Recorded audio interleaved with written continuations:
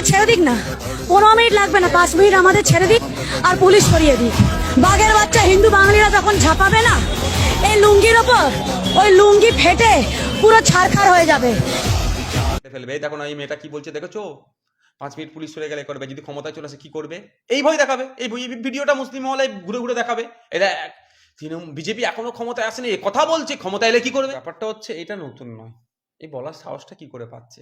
এতদিন বড় নেতারা বলতো, ছেড়ে রেখেছিল, এখন বুথ স্তরের নেত্রীরা বলতে শুরু করে দিয়েছে। এটা বাড়ছে। এদেরকে অ্যারেস্ট করেছে কি, এদের বিরুদ্ধে ব্যবস্থা গ্রহণ করেছে কি? এদের বিরুদ্ধে ব্যবস্থা গ্রহণ করলেই তো বিজেপির হাওয়া টাইট হয়ে যাবে। তাহলে হিন্দু মুসলমান রাজনীতি করতে পারবে না তৃণমূল বিজেপি দুজন মিলেই। ওদের ভয় দেখিয়ে রাজনীতি, বিভাজনের রাজনীতি করতে পারবে না। ভয় দেখিয়ে রাজনীতি হচ্ছে তো। মুসলিম কাকে ভোট দেবে, বিজেপি সে যাবে, মেরে কেটে ফেলবে। দেখো না এই মেয়েটা কি বলছে দেখেছো, 5 মিনিট পুলিশ সরে গেলে করবে, যদি ক্ষমতায় চলে আসে কি করবে, এই ভয় দেখাবে। এই ভিডিওটা মুসলিম মহলে ঘুরে ঘুরে দেখাবে। এরা বিজেপি এখনো ক্ষমতায় আসেনি, কথা বলছে ক্ষমতা এলে কি করবে। আর ওকে বলানো হচ্ছে, এই বলার সাহস পেলে কোথায়? আইনের মাধ্যমে মুখটা বন্ধ করতে পারলো না কেন?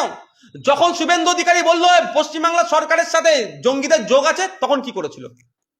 যখন দিলীপ ঘোষ বলছে অস্ত্র রাখার কথা, যখন সুকান্ত মজুমদার বলছে এবার গাড়ি থেকে নামিয়ে পিটানো হবে, যখন সিদ্দিকুল্লাহ চৌধুরীর ধর্মীয় লেবাসকে সামনে রেখে কৌস্তব বাবু যখন বলছে তার বিরুদ্ধে যদি ব্যবস্থা গ্রহণ করতো, তাহলে এই মেয়েটির বলার সাহস পেত না।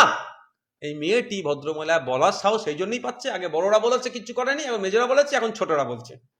এটা আমি মনে করি বকলমে বলানো হচ্ছে মুসলমানদেরকে ভয় পাওয়ানোর জন্য।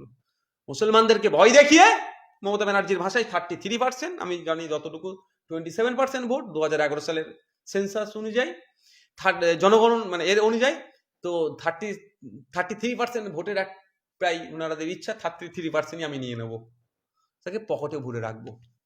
এই জন্য বলার সুযোগ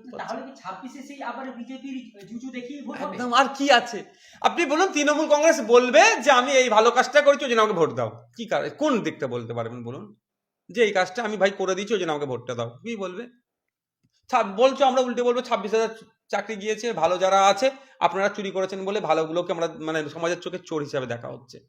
আমরা বলবো হসপিটালে ডুপ্লিকেট স্যালাইনের কথা, আমরা বলবো তিলোত্তম হসপিটালে খুন হতে হয়েছে, আমরা বলবো 100 দিনের কাজের টাকা পাচ্ছে না বা নতুন কাজ পাচ্ছে না আপনাদের চুরির জন্য, আমরা বলবো আবাস যোজনার কেন্দ্রীয় বরাদ্দ বন্ধ হয়েছে আপনাদের নোংরামির জন্য, আমরা বলবো আপনাদের সময় পাবলিক ট্রান্সপোর্ট ধ্বংস হয়ে গিয়েছে, আমরা বলবো আপনাদের সময় স্কুলগুলো বন্ধ হতে চলেছে, আমরা বলবো আপনাদের সময় মাদ্রাসায় 10,000 শূন্য পদ আছে, আমরা বলবো আপনাদের সময় এমএসকে এসএসকে গুলোর 50% টিচার নাই, আমরা বলবো আপনাদের সময় আনএডেড মাদ্রাসাগুলো ধ্বংস হতে চলেছে, আমরা বলবো আপনাদের সময় কলেজ থেকে ইউনিভার্সিটি পর্যন্ত শিক্ষা ব্যবস্থা ধ্বংস করে দিয়েছেন। বলবো ওদের একটা পয়েন্ট বলুন, যে এই পয়েন্টের সামনে দাঁড়িয়ে থাকে সারা রাজ্যের মানুষকে বলবে, একদম জেনারেলি অ্যাপিল করবে যে এই কাজটা তোমাদের জন্য আমি করে দিয়েছি ওই জন্য আমাকে ভোটটা দাও। আছে কিছু একটা দেখাতে পারবেন না জেনারেলি, মানে সমগ্র 10.5 কোটি মানুষকে উনি কল দেবেন তৃণমূলের পক্ষ থেকে যে আমাকে এই কারণে ভোটটা দাও 2000-এ, শুধুমাত্র এটুকুই বলবে বিজেপিকে আটকাতে হবে, ভোটটা আমাকে দিয়ে দাও।